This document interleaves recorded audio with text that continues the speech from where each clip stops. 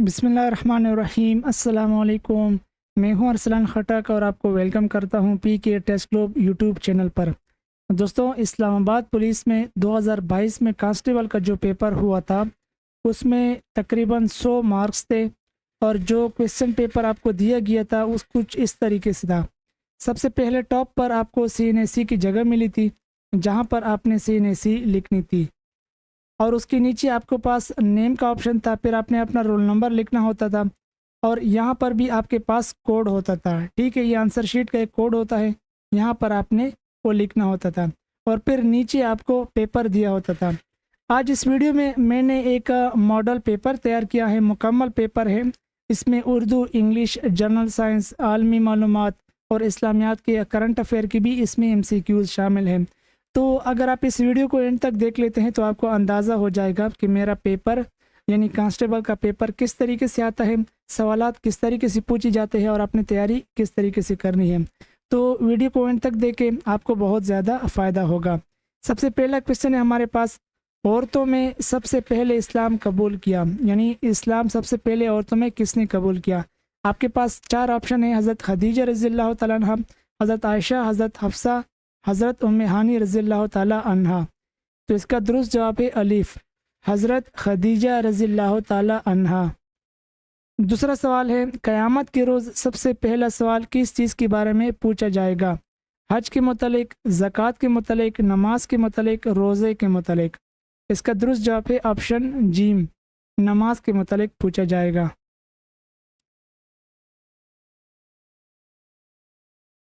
Okay, हमारे पास तीसरा question है, कुरान मजीद किस माह में नाजिल हुआ, यानी कौन से महीने में कुरान शरीफ नाजिल हुआ था। मुहर्रम के महीने में, शवाल के महीने में, रबीउस्सानी के महीने में या फिर रमज़ान के महीने में। तो इसका दुरुस्त जवाब है रमज़ान के महीने में कुरान शरीफ नाजिल हुआ था। हमारे पास क्वेश्चन नंबर 4 है, कुरान मजीद में कुल कितने सजदे हैं। 15, 14, 16 या फिर 13। इसका दुरुस्त जवाब है ऑप्शन बी, 14 सजदे हैं टोटल। हमारे पास 5वां क्वेश्चन है, कायद-ए-आज़म ने अपने मशहूर 14 नुकात कब पेश किए थे। आपने 9th क्लास में या मैट्रिक की क्लास में 14 नुकात पढ़ा होगा, जिसे हम इंग्लिश में 14 पॉइंट्स कहते हैं। वो कायद-ए-आज़म ने कब पेश किए थे, 1929 को, 1928 को, 1931 को या 1934 को। तो इसका दुरुस्त जवाब है 1929 को कायद-ए-आज़म ने अपने 14 नुकात पेश किए थे। हमारे पास क्वेश्चन नंबर 6 है, पाकिस्तान के कौमी असम्बली के अरकान की तादाद कितनी है। करंट अफेयर का MCQs है, 346, 342, 340 या फिर 344। इसका दुरुस्त जवाब है 342, ऑप्शन बी करेक्ट आंसर है। हमारे पास 7वां क्वेश्चन है, WHO वर्ल्ड हेल्थ ऑर्गेनाइजेशन इदारा कब वजूद में आया था। 1948 में, 1949 में, 1947 में या फिर 1944 में। इसका दुरुस्त जवाब है 1948 में, 7 अप्रैल 1948 में वर्ल्ड हेल्थ ऑर्गेनाइजेशन का इदारा बना था। अब हमारे पास जो 8वां क्वेश्चन है, इसमें पूछा गया है कि रोज़ा कब फ़र्ज हुआ था। अब आप गौर करें कि कितने मैक्स MCQs आ रहे हैं। पहले इस्लामियात के MCQs आए, फिर करंट अफेयर का MCQs आए, फिर वर्ल्ड जनरल नॉलेज के MCQs आए और अब फिर इस्लामियात के MCQs। तो इधर सवाल पूछा है कि रोज़ा कब फ़र्ज हुआ, 5 हिजरी में, 1 हिजरी में, 3 हिजरी में या 2 हिजरी में। दुरुस्त जवाब है 1 हिजरी में। क्वेश्चन नंबर 9 है, साल का सबसे छोटा दिन कौन सा होता है। अब ये देखिए, ये एवरीडे साइंस का जनरल नॉलेज का क्वेश्चन है। 21 सितंबर, 23 दिसंबर, 22 दिसंबर, 22 नवंबर। दुरुस्त जवाब है ऑप्शन जीम, 22 दिसंबर साल का सबसे छोटा दिन होता है। K2 की ऊंचाई कितनी है। क्वेश्चन नंबर 10 है, पाकिस्तान स्टडी का क्वेश्चन है। 28,250 फीट, 28,850 फीट, 26,850 फीट या फिर 28,980 फीट। अब ये जो हाइट पूछी गई है ये फीट में पूछी गई है, ठीक है। तो इसका जो दुरुस्त जवाब है वो है 28,250 फीट, ऑप्शन अलिफ इसका करेक्ट आंसर है। क्वेश्चन नंबर 11 है हमारे पास, पाकिस्तान का सबसे छोटा सूबा बलहाज रकबा कौन सा है, यानी एरिया के हिसाब से सबसे छोटा सूबा कौन सा है। ठीक है, बलूचिस्तान, खैबर पख्तूनख्वा, पंजाब या सिंध। दुरुस्त जवाब है खैबर पख्तूनख्वा पाकिस्तान का एरिया के हिसाब से सबसे छोटा सूबा है। क्वेश्चन नंबर 12 है, इंग्लिश का क्वेश्चन है, आई वेंट देयर डैश बस। 4 ऑप्शन है आपके पास, इन, सिंस, विद, बाय। इसका करेक्ट आंसर है option D, by. I went there by bus, option D correct answer है। 12 एमसीक्यूज हमने सॉल्व कर लिए। अब हम 13 से आगे चलेंगे। क्वेश्चन नंबर 13 है। क्वेश्चन नंबर 13 है हमारे पास, पाकिस्तान के किस शहर को पाकिस्तान का गेटवे कहा जाता है? ठीक है, पाकिस्तान का गेटवे किसे कहा जाता है? लाड़काना को, लाहौर को, कराची को या डेरे गाजी खान को? तो दुरुस्त जवाब है ऑप्शन जीम, कराची को पाकिस्तान का गेटवे कहा जाता है। हमारे पास क्वेश्चन नंबर 14 है, दुनिया में सबसे ज़्यादा बोली जाने वाली ज़ुबान कौन सी है? चीनी ज़ुबान, इंग्लिश ज़ुबान, फ़ारसी ज़ुबान या अरबी ज़ुबान? दुरुस्त जवाब है चीनी ज़ुबान, क्योंकि चीन की आबादी सबसे ज़्यादा है। उर्दू किस ज़ुबान का लफ्ज़ है? फ़ारसी ज़ुबान, तुर्की ज़ुबान, अरबी या सिंधी? उर्दू तुर्की ज़ुबान का लफ्ज़ है। क्वेश्चन नंबर 16 है, 16 नंबर का क्वेश्चन है, अल्लामा इकबाल ने उर्दू के अलावा किस ज़ुबान में शायरी की है? अल्लामा इकबाल के बारे में पूछा गया है कि उर्दू में तो शायरी की है, उसके अलावा भी किसी एक ज़ुबान में शायरी की है, और वो है ऑप्शन जीम, फ़ारसी ज़ुबान में। क्वेश्चन नंबर 17 है, इंग्लिश का क्वेश्चन है, the dog is faithful dash his master. ठीक है, अब यहाँ पर फिर प्रीपोजिशन पूछा है, to, for, at, by. The dog is faithful to his master, यहाँ पर जो करेक्ट आंसर लगेगा वो लगेगा option D, to his master. Question number 17 तक हमने हल कर लिए, अब 18 से आगे जाएंगे। तो क्वेश्चन नंबर 18 है हमारे पास, कुरान मजीद में किस सहाबी का जिक्र मौजूद है? हज़रत तलहा, हज़रत अब्दुर्रहमान बिन औफ, हज़रत ज़ैद बिन हारिस, हज़रत सलमान फ़ारसी रज़ियल्लाहु ताला अन्हुम? इसका दुरुस्त जवाब है ऑप्शन बे, इसका दुरुस्त जवाब है ऑप्शन जीम, हज़रत ज़ैद बिन हारिस रज़ियल्लाहु ताला अन्हु। हमारे पास 19 नंबर का क्वेश्चन है, उसमें पूछा है कि इस्लाम में सबसे पहला हज कब हुआ था? इसका दुरुस्त जवाब है ऑप्शन अलीफ, 9 हिजरी में। ठीक है, अब मैंने कल ये एमसीक्यूज़ किसी वीडियो में शेयर किया था, तो नीचे बहुत सारे लोगों ने कमेंट किया था कि भाई इस्लाम का सबसे पहला हज 10 हिजरी को हुआ था। तो ये बात आपको वाज़ेह कर दूं कि 9 हिजरी में हज फ़र्ज़ हुआ था, और 9 हिजरी को ही हज़रत अबू बकर रज़ियल्लाहु ताला अन्हु की सरबराही में 300 लोगों ने हज किया था। ठीक है, लेकिन उस हज में आप सल्लल्लाहु अलैहि वसल्लम ने हज नहीं किया था, ये बात आप याद रखें। आप सल्लल्लाहु अलैहि वसल्लम ने 10 हिजरी में हज किया था, आप सल्लल्लाहु अलैहि वसल्लम से 1 साल पहले 300 लोगों ने हज किया था।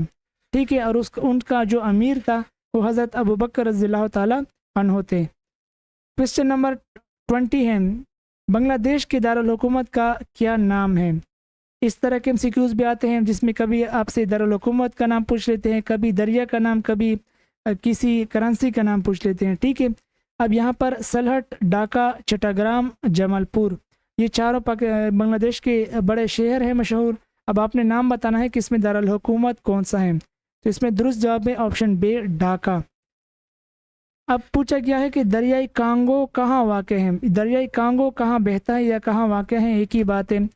तो ये कहाँ, ये जो है ना अफ्रीका में वाक़ है, दरियाई कांगो अफ्रीका में वाक़ है। ऑप्शन अलीफ आपका करेक्ट आंसर है।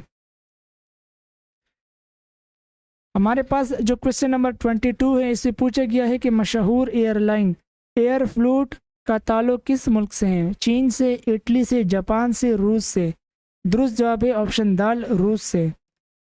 क्वेश्चन नंबर 23 है, दुनिया की सख्त तरीन शे कौन सी है? चांदी, हीरा, पीतल, लोहा? दुरुस्त जवाब है ऑप्शन बे, हीरा।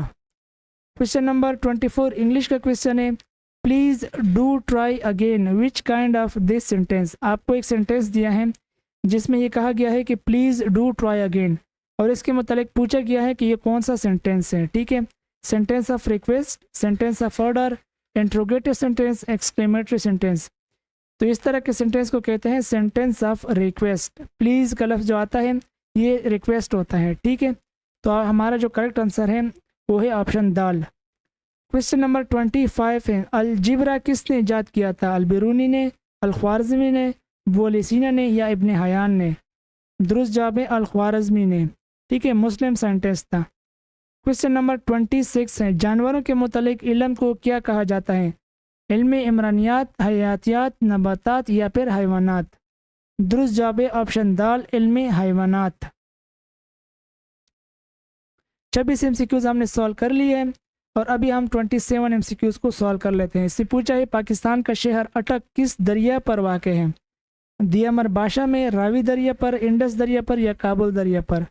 درست جواب ہے انڈس دریا، اور انڈس دریا کی اردو کیا ہے یہ آپ نے مجھے کمنٹ باکس میں بتانا ہے، ٹھیک ہے، کہ انڈس دریا اس کی اردو کیا ہے، یعنی یہ انگلش میں لفظ ہے، ٹھیک ہے۔ اب جو 28 کویسچن ہے، چوز دی کریکٹ سینٹینس، آپ کے پاس 4 سینٹینس دیے ہیں آپشن میں، اس میں 3 میں غلطی ہے اور 1 صحیح ہے، آپ نے وہ چوز کرنا ہے۔ پہلا لکھا ہے Urdu language was very easy, the Urdu language are very easy, Urdu language is very easy, the Urdu language is very easy. جو کریکٹ آنسر بنتا ہے گرامیٹیکلی وہ ہے آپشن الف، دا Urdu language is very easy. Question number 29 ہے امریکہ کو دریافت کرنے والے شخص کا نام کیا تھا؟ Marco polo, Vasco D Gama, Christopher Columbus یا نیل آرمسٹرانگ؟ تو اس کا جو درست جواب ہے وہ ہے کولمبس، کرسٹوفر کولمبس نے امریکہ کو ایجاد کیا تھا۔ کوشچن نمبر 30 ہے تربیلا ڈیم کس دریا پر واقع ہے؟ تربیلا ڈیم کسی ایک دریا پر واقع ہے، اس دریا کا نام کیا ہے؟ دریائے جہلم ہے یا دریائے چناب ہے یا دریائے کابل ہے یا پھر دریائے سندھ ہے؟ تو درست جواب ہے دریائے سندھ۔ کوشچن نمبر 31 ہے پاکستان کے موجودہ صدر کا نام کیا ہے؟ اس کوشچن کا آنسر میں نہیں دوں گا، اس کا آپ آنسر دیں گے کہ ہمارا ابھی موجودہ صدر کا نام کیا ہے۔ آپ کے پاس 4 آپشن ہیں، آصف علی زرداری، گوہر ایوب، بلاول زرداری، یوسف رضا گیلانی۔ جو ہمارے پاس 32 کوشچن ہے، اس سے پوچھا گیا ہے کہ دا سن rises in the sentence the word rises is grammatically, یہ جو دی سن رائزز ہے اس میں جو رائزز کا یہ جو لفظ ہے یہ گرامیٹیکلی اس کو کیا کہتے ہیں؟ ورب کہتے ہیں، ناؤن کہتے ہیں، پروورب کہتے ہیں یا پریپوزیشن کہتے ہیں؟ تو درست جواب ہے اس کو ہم ورب کہتے ہیں۔ کوشچن نمبر 33 ہے واقعہ کربلا کب ہوا تھا؟ 62 ہجری کو، 64 ہجری کو، 63 ہجری کو یا 61 ہجری کو؟ درست جواب ہے ہجرت کے 61ویں سال واقعہ کربلا ہوا تھا۔ کوشچن نمبر 34 ہے نیٹو میں شامل ممالک کی تعداد کتنی ہے؟ 34، 23، 32، 28؟